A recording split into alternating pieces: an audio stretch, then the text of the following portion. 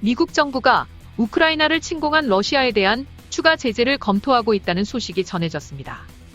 소식통에 따르면 미국이 러시아를 테러 지원국으로 지정할 수 있다는 논의가 나오고 있어 블라디미르 푸틴 러시아 대통령은 크게 긴장하지 않을 수 없을 것으로 보이는데요.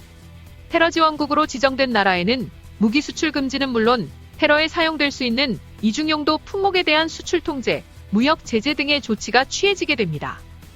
미 국무장관은 특정 국가가 반복적으로 국제 테러 행위를 지원했다고 판단할 경우 해당 국가를 테러 지원국으로 지정할 수 있습니다.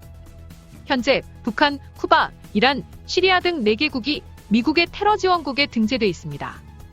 만약 러시아가 테러 지원국으로 지정되면 그렇지 않아도 좋지 못한 러시아의 경제 상황이 더욱 극단으로 치닫게 되기 때문에 러시아 입장에서 최대 위기가 아닐 수 없습니다.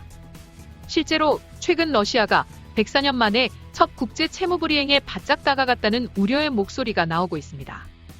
24일 존 파이너 미 백악관 국가안보 부보좌관은 MBC 방송과 인터뷰에서 미국이 러시아를 테러 지원국으로 지정할 준비가 돼 있는지를 묻는 말에 우리는 러시아가 우크라이나에서 자행하고 있는 범죄에 책임을 묻기 위해 취할 수 있는 모든 추가 조치를 검토하고 있음을 분명히 해왔다고 답변했습니다.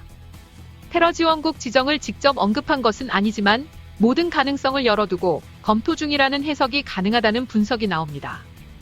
최근 볼로디미르 젤렌스키 우크라이나 대통령은 조 바이든 미 대통령과 통화에서 러시아를 테러 지원국으로 지정해달라고 요청한 바 있는데요.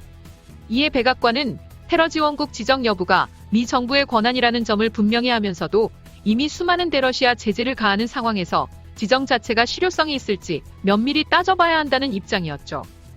그러나 최근 바이든 미국 대통령이 부차 참사에 대해 집단학살로 규정한 데 이어 러시아의 집중 공격을 받는 남부 항구 도시 마리우폴에서도 최대 2만 명의 민간인이 희생됐다는 보도가 나오면서 미국이 러시아를 테러 지원국으로 지정할 가능성이 있다는 분석도 제기됩니다.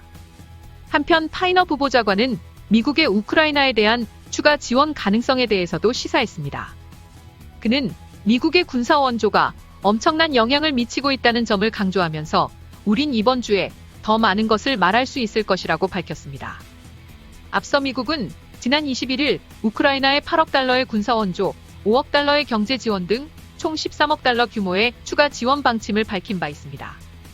이처럼 미국의 전방위적인 러시아의 압박으로 조만간 러시아가 두 손 두 발 들 수밖에 없을 것으로 보입니다. 지금까지 시청해주셔서 감사합니다. 구독하기, 좋아요 많이 눌러주시고요. 댓글도 많이 남겨주시면 감사하겠습니다.